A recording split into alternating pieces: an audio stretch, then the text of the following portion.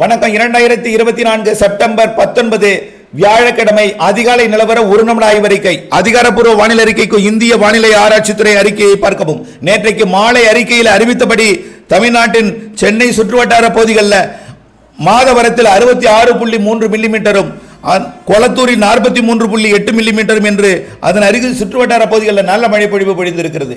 இன்றைக்கும் பகல் வெப்பம் மிகுந்து காணப்படும். மதுரை உள்ளிட்ட பகுதிகளில் இன்றைக்கும் 104 டிகிரி வரை எட்டும். இரவு நேர வெப்பநிலை மிகவும் குறைந்தும் பகல் நேர வெப்பநிலை அதிகரித்து இருக்கும்.